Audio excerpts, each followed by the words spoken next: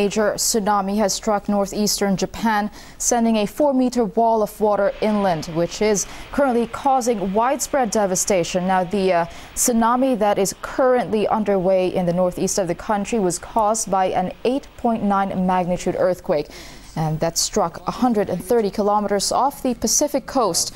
Well, aftershocks have been felt within the last few minutes, and so far 23 people are confirmed dead, but that number has been rising and is expected to rise. Now, there are also reports that the first wave has reached Russia's Kuril Islands to the north, reportedly around a meter high. The waves of around a meter high. But as you can see in the pictures, you have massive walls of waves just eating up everything in its path.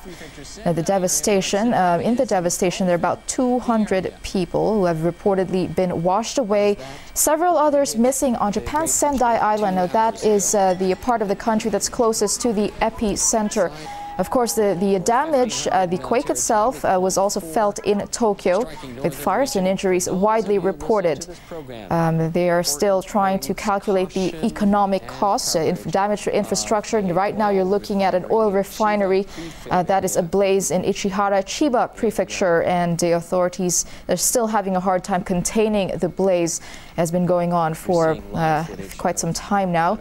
Now, the Narita International Airport is also reportedly shut down. Now, just to remind you, an 8.9 earthquake hit the northeastern part of the country. That's at around 2:46 local time in Japan. That was in the middle of the afternoon. Widespread destruction being reported. Now, the Russian president has been giving his reaction to the tragedy. Dmitry Medvedev is pledging support for Japan, saying that Moscow and Tokyo can work together to combat this natural disaster.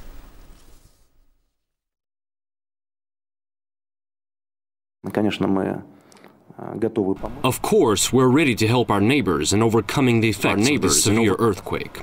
A state of emergency has also been declared on our soil, on the Kuril Islands, in the Sakhalin region, where all necessary measures must also be taken to prevent damage and loss of life. The tsunami has already reached our shores, and we must all be consolidated at this time.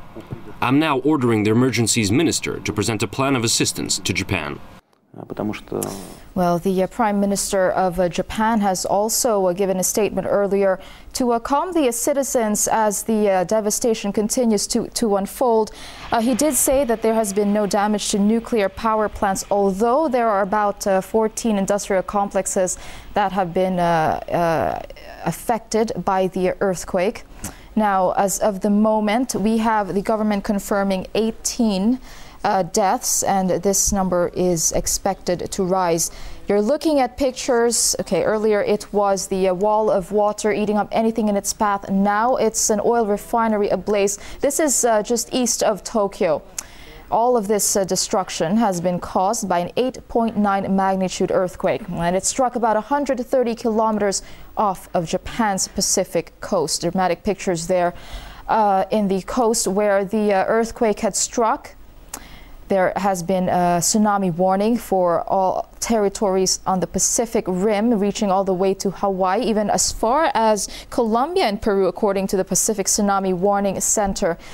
Well, the wave has also reached Russia's Kuril Islands to the north, reportedly around a meter high.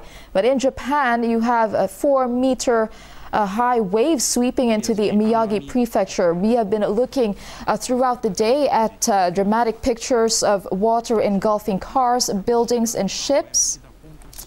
Now, about 200 people have reportedly been washed away, several others missing on Japan's Sendai Island. That is a part on the coastal area that is closest to the epicenter.